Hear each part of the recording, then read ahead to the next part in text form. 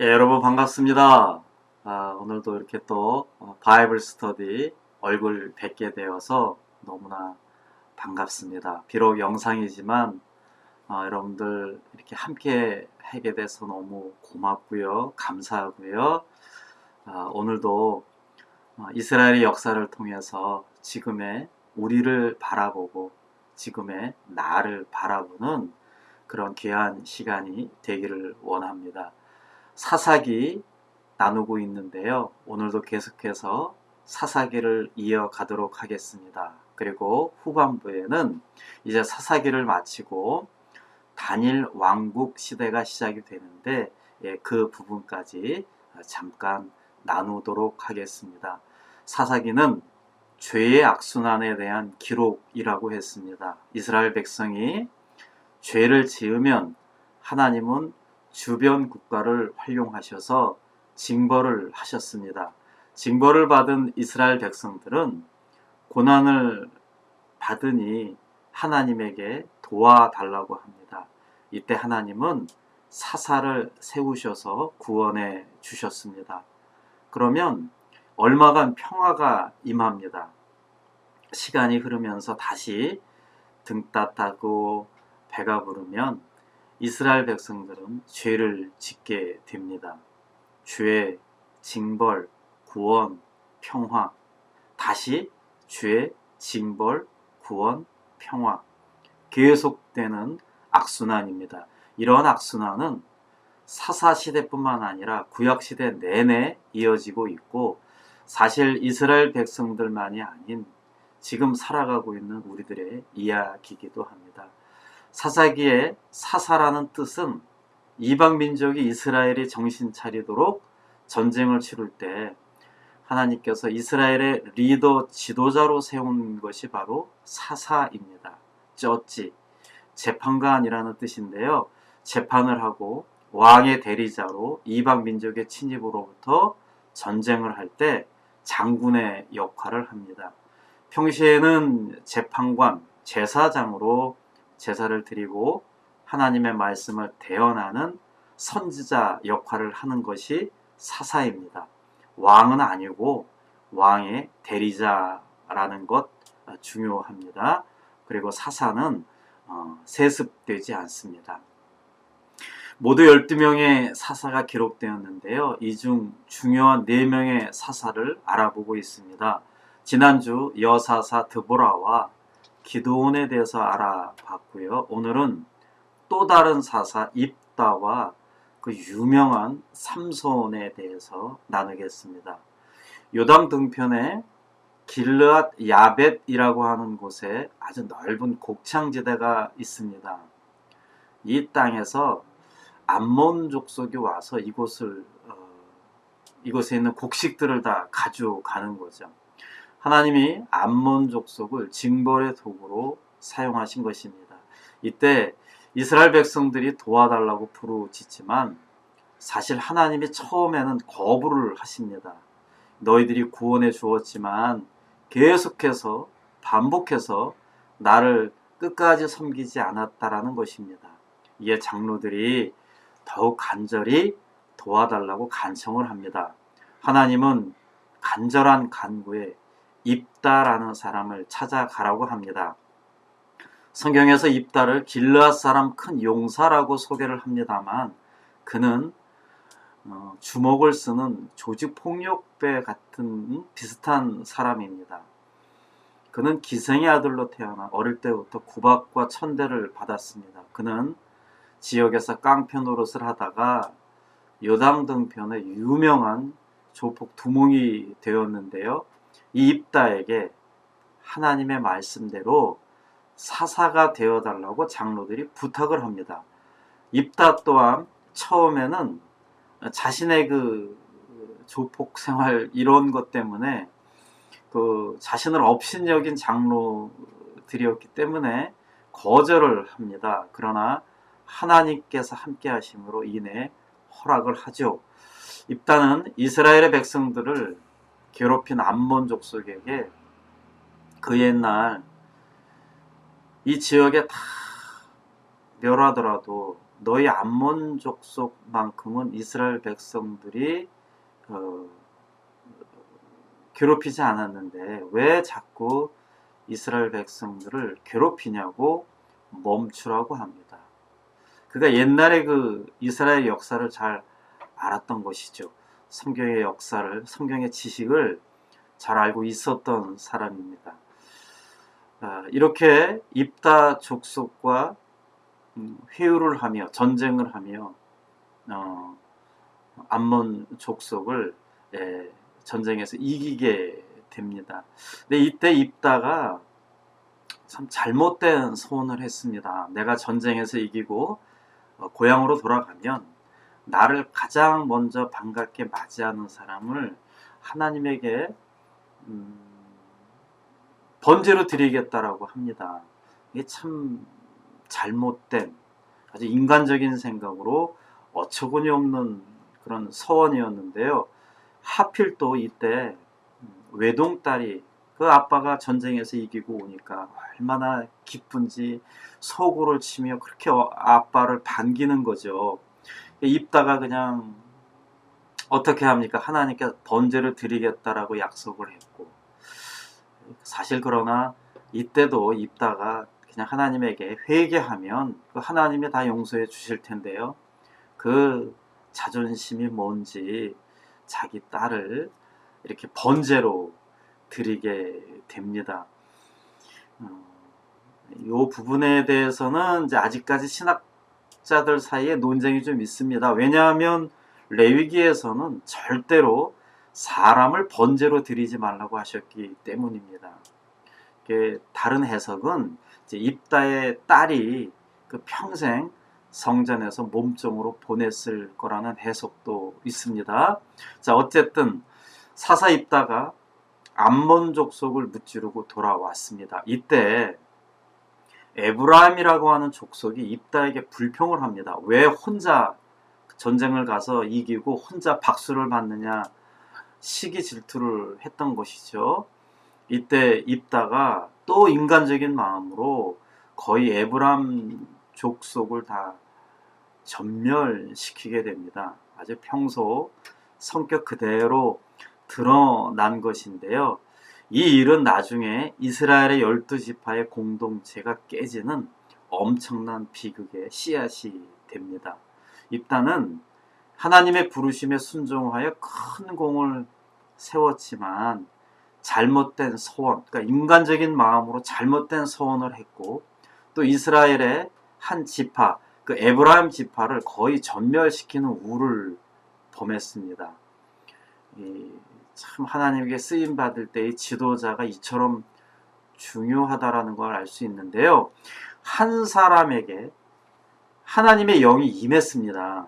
그 외부적으로, 그러니까 전쟁을 하고 사람들을 상대할 때 큰 공을 세웠습니다. 그러나 이 구약에서의 하나님의 영이 임한 사람은 외부에서는 그렇게 큰 활약을 했지만 이 내면의 변화는 변화시키지 못했습니다.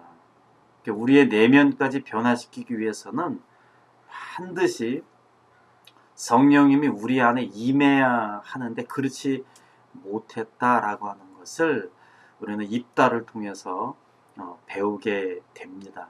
이제 입다에 이어서 삼손으로 이어집니다. 여러분들 아마 옛날에 오래전에 삼손에 대한 영화를 많이 보셨을 텐데요. 아주 정말 유명합니다. 자, 사사시대가 끝날 즈음 이스라엘은 이 가나안 지역의 대부분의 족속을 거의 전멸시키셨는데요. 하나님은 이때 블레셋만큼은 하지 못하게 하셨습니다. 왜냐하면 끝까지 하나님은 이스라엘의 백성들이 긴장 상태에서 하나님을 바라보게 하기 위해서 이 블레셋을 이 징벌의 도구로 사용하셨는데요. 이 블레셋은 여러분들 미국에 계시면서 뉴스를 많이 접할 것입니다. 오늘날에 남아있는 이 중동의 평화 문제, PLO라고 해서 이 팔레스타인 해방 운동이 다 이 블레셋과 연관이 되어 있는 것입니다.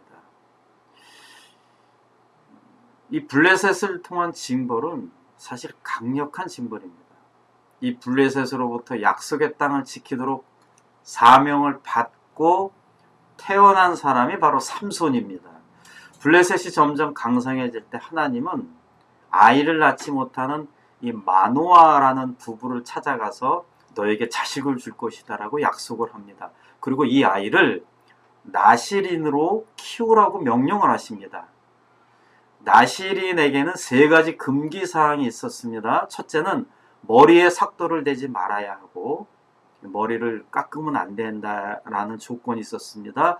그리고 포도나무 소산을 먹지 말아야 하며 시체와 같은 부정한 것을 손대지 말아야 합니다. 하나님에게 특별하게 쓰임받는 나실인에 대해서 하나님이 스페셜하게 특별하게 요구한 사항인데요. 삼손은 이 소라 골짜기라는 곳에 살면서 이 사사로서의 삶을 살아갑니다. 그런데 이 나중에 나오지만 이 삼손은 하나님이 엄청난 파워, 엄청난 힘을 주셨는데 이 공교롭게도 이 삼손은 이 블레셋 여인과 사랑에 빠지면서 그 많은 힘과 이런 그 파워를 여인에게 다 쓰고 맙니다. 사실 요 블레셋 여인과 사귀게 된 것도 어떻게 보면 하나님이 개입을 하셨어요.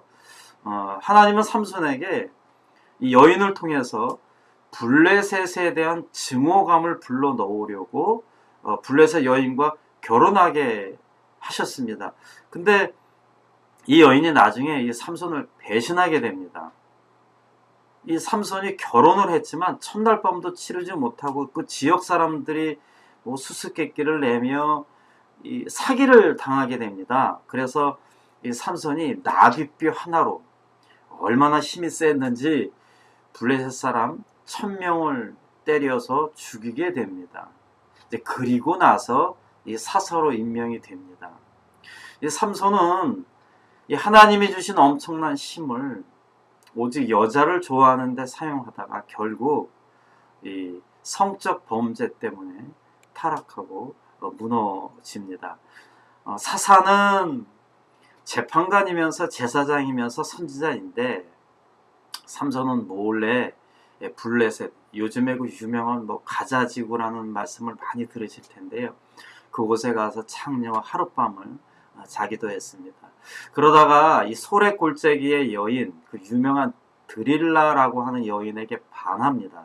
이 드릴라라고 하는 여인은 블레셋 여인으로 그 자기 민족의 삼손에게 당하니까 사람들이 드릴라라고 하는 여인에게 자꾸 어디서 과연 이 삼손이 힘이 나오는지 좀 알아봐 달라라고 이야기를 하죠.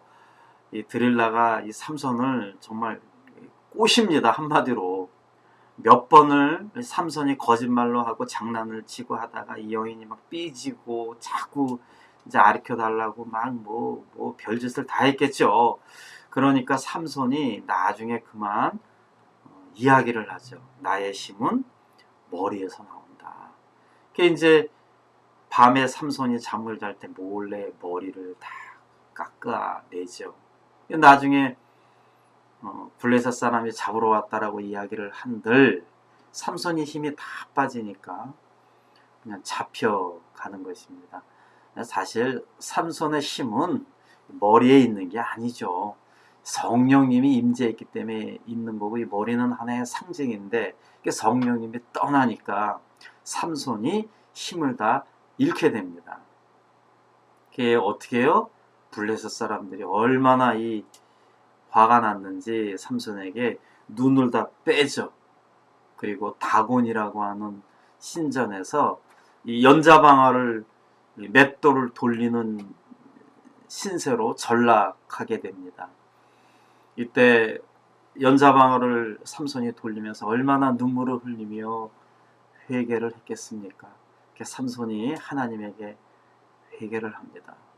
그리고 이 신전을 바치고 있는 두 기둥을 손에 잡고 마지막으로 회개를 하면서 하나님 나에게 마지막으로 힘을 달라고 기도를 했을 때 하나님이 그 회개의 기도를 들어주십니다. 그래서 삼손은 결국 그 두 기둥을 무너뜨리는 동시에 신전이 무너지고 거기서 블레셋 3,000명도 죽고 자신도 그 자리에서 죽고 맙니다.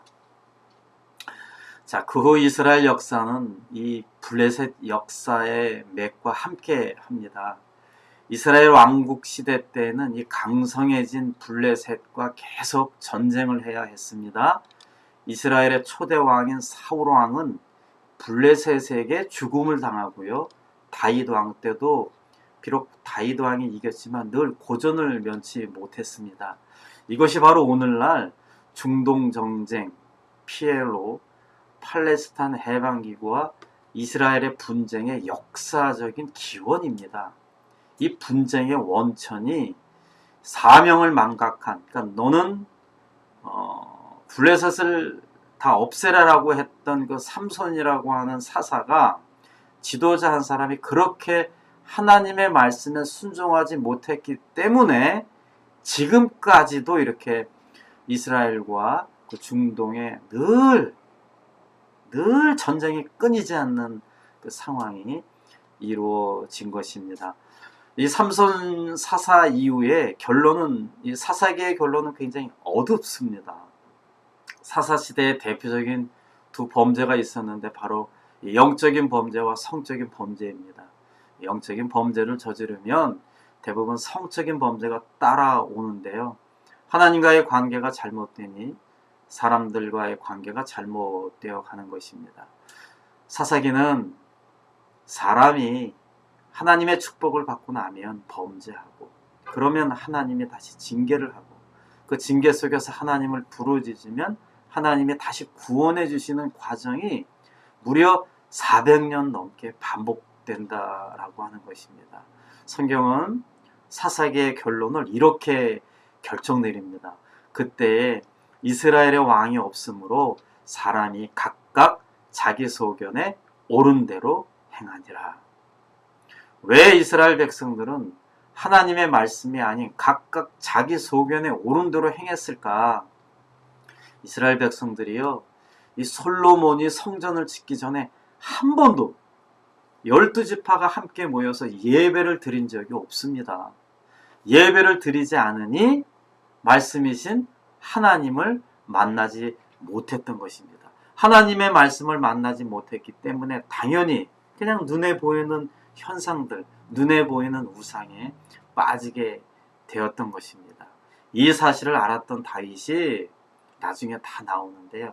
그렇게 다윗은 성전을 사랑했습니다. 우리 인생의 말씀의 형체를 통해 지음받은 존재가 우리인데요.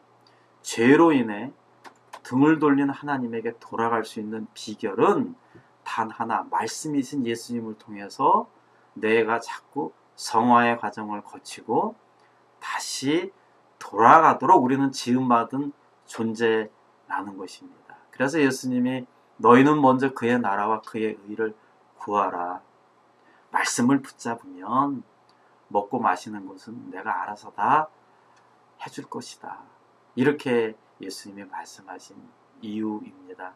이제는 사사기를 통해서 그 이 사실을 깨닫게 됩니다. 이제 이어지는 파트는 사무엘 상, 단일 왕국 시대입니다. 단일 왕국 시대는 사무엘 상하, 열왕기 상 11장까지 아주 범위가 무척 넓습니다. 이 사무엘 상의 초반부에는 마지막 사사 두 사람이 등장을 하는데요. 엘리와 사무엘입니다. 엘리 사사는 무능하고 무책임했습니다. 하나님보다 자녀, 아들들을 더 사랑했고요. 사사로서 하나님의 말씀에 불순종해서 나중에 두 아들과 함께 아주 비참하게 죽음을 맞이합니다. 이어서 나오는 사사가 유명한 사무엘입니다. 저는 개인적으로 이 사무엘을 굉장히 사모하는데요. 이 사무엘 사사는 어머니 한나의 기도로 태어난 사사입니다. 아들을 낳지 못했던 한나는 성전에 찾아가서 간절히 기도를 합니다. 그리고 하나님께 서원합니다. 이 아이를 나에게 주시면 내가 이 아이를 하나님에게 바치겠다고 약속을 했습니다. 하나님은 이 한나의 기도를 들으시고 아이를 잉태하게 하시고 낳게 하십니다. 이 아이가 바로 사무엘입니다. 사무엘은 이스라엘 역사에서 세 가지 큰 위대한 업적을 이루는데요. 첫째가 이스라엘의 마지막 사사로서 요 사사 시대와 왕국, 단일 왕국 시대를 연결하는 브릿지 역할, 다리 역할을 사사 사무엘이 감당을 했습니다. 두 번째는 그동안 한 번도 이스라엘 백성들이 모여서 기도하고 예배한 적이 없었는데 영적인 회개 운동, 영적인 각성 운동을 벌였습니다.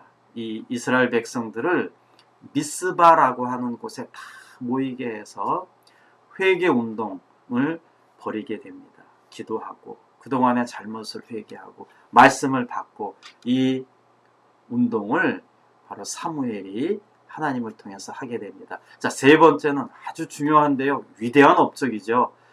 이스라엘 왕에게 기름을 부었습니다. 이스라엘의 왕은 아무나 왕이 될 수 없고 하나님이 지정한 사람에 대해서 왕이 되었는데요.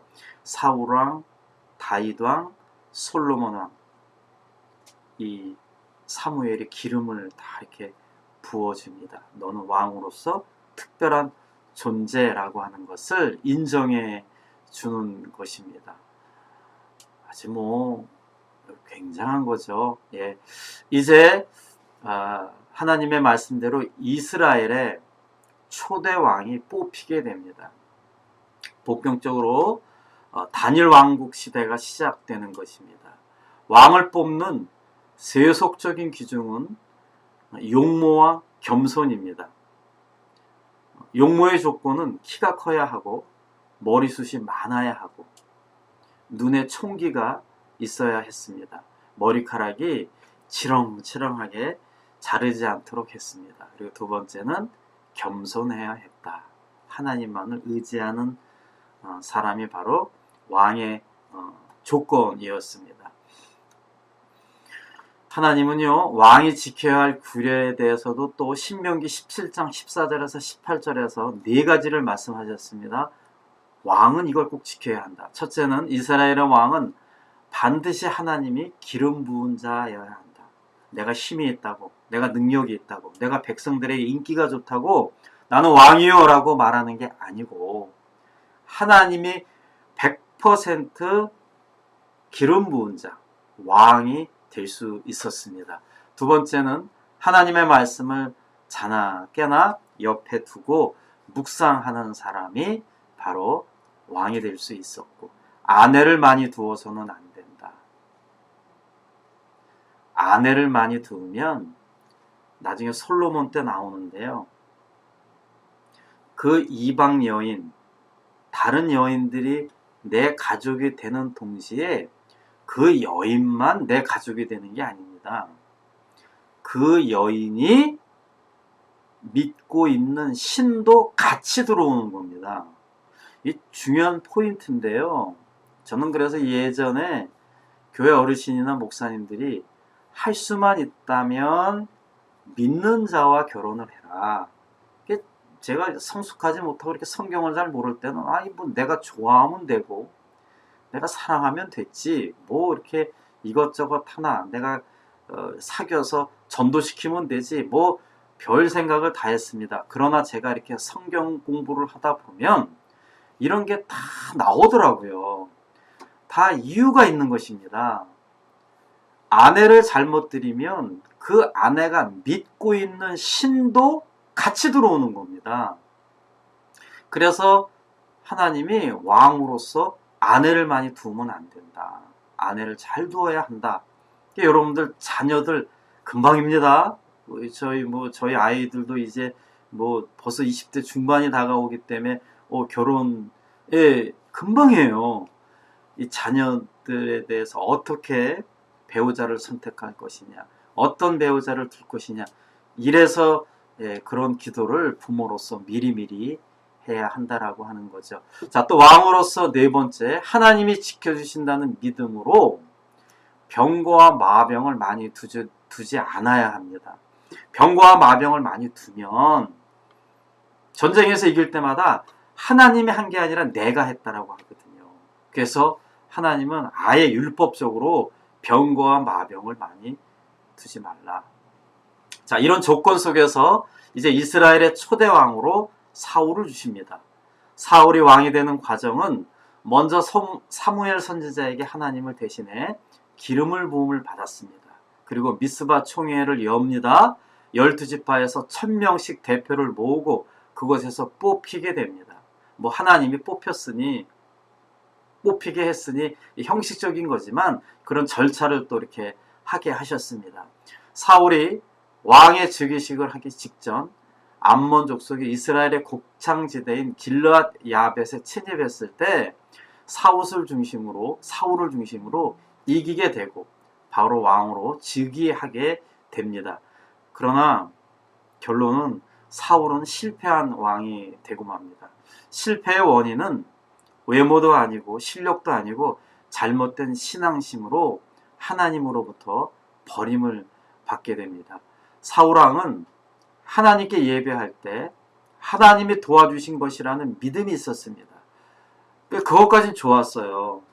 그런데 예배를 인도해야 할 제사장, 왕이 있고 제사장이 있습니다. 왕은 나라를 다스리고 제사장은 예배를 드리는 것입니다. 그런데 막 주변 국가에서 막 전쟁을 하니 안 하니 막 불안하니까 내가 예배를 드려야 하나님이 나를 도와줄 거야 라는 마음이 강했어요. 사무엘이 어쩌어찌 무슨 좀 일이 있어서 늦게 오게 되었습니다. 그러니까 그 시간을 기다리지 못하고 하나님의 시간을 기다리지 못하고 사울이 넘지 말아야 할 선을 넘게 됩니다. 그러니까 그냥 일개 대통령이 나 목사요라고 하고 예배를 드린 겁니다. 그러니 사무엘이 나중에 돌아왔을 때 아주 크게 사울을 나무랍니다. 아무리 권력이 있다 해도 왕은 제사를 드릴 수 없었기 때문이죠. 아무리 왕이라도 반드시 선지자의 말에 순종하도록 율법이 정해 놓았던 것입니다. 근데 사울은 이것을 어기고 본인이 제사장에 해야 할 일을 자기가 했던 것이죠. 이렇게 잘못된 신앙을 가지고 있었습니다. 이것이 바로 여러분들 설교 시간이라든가 자주 듣는 이게 바로 기복신앙입니다. 제가 설교 시간에 다시 말씀을 드리려고 하는데요. 간단하게 말씀드리면 기복신앙이라고 하는 것은 그러니까 내가 필요할 때 예배를 드리면 하나님은 언제든지 와서 나를 도와줄 것이라고 하는 마음입니다. 이건 굉장히 잘못된 믿음, 잘못된 생각입니다. 아무리 위급해도 아무리 내가 생각하는 것이 내가 생각해도 맞는 것 같아도 제사장이 올 때까지 기다리라 라고 하는 말씀에 순종해야 합니다. 그게 성도의 자세입니다.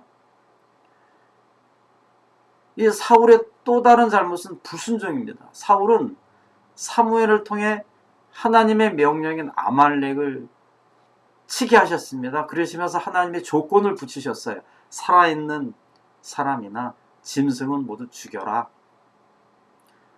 제가 다시 한번 설명합니다. 하나님이 무슨 사람 죽이는 거를 좋아하는 분이 아닙니다. 그들이 믿고 있는 신들 때문에 그렇습니다. 다 불태우라 그래요. 왜 불태우라 그래요? 그 아까운 거를 그 안에 그들이 우상이 섬기고 있는 성전들이 있거든요. 우상들이 있거든요. 그래서 그것들을 다 불태우라고 하는 것입니다. 동물까지. 그런데 사울이 그걸 또 어기고 잘 들으세요. 자기가 좋아하는 동물들을 또 이렇게 살려둡니다. 사울이 왜 살려두냐고 호통을 치죠. 사울이 또 변명을 합니다. 이게 너무 짐승이 흠이 없고 괜찮아서 요걸로 제사 드릴 때 번제를 드리려고 합니다 라고 그럴듯하게 이야기를 합니다. 뭐 그럴듯하죠.